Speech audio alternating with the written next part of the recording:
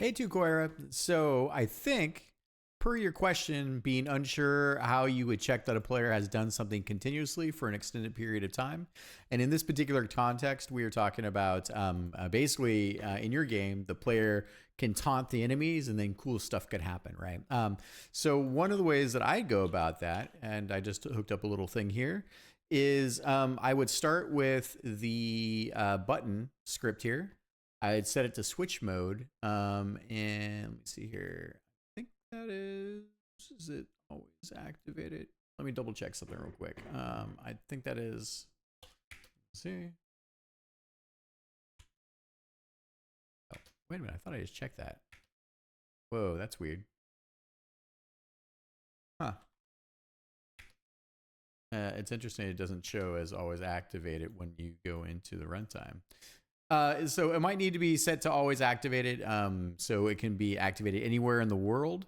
I think that's what that checkbox is for. But what I would do is, basically I have it hooked up to this key.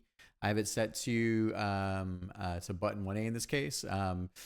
The mode would be set to hold. And then when I'm holding the button down, you can see players taunting.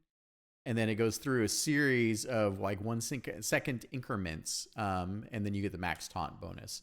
And then I'll show you what this looks like. So here, that technically should set to switch mode as well.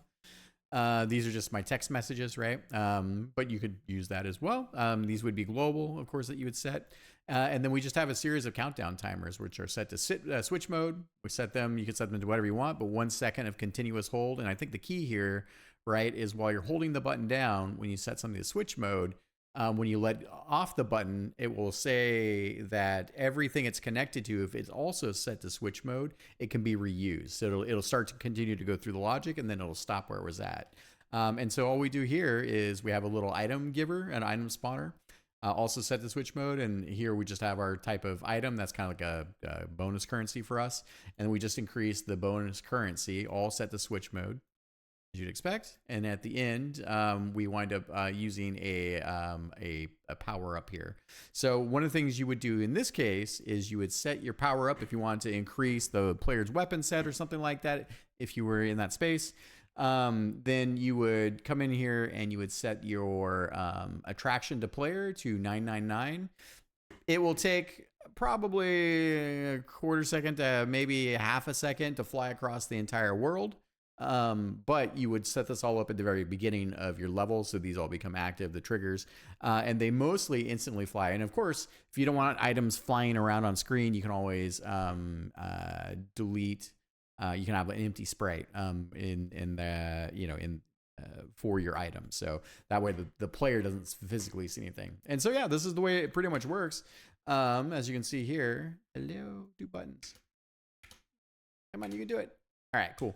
So I'm holding the button down. You can see the stars. Oh, I let go. And then basically I hold the button down again. And that is how you would detect for continuous input. I hope that is super helpful for you. I had a lot of fun figuring out these little things too for a few of my other systems that I was doing in the game.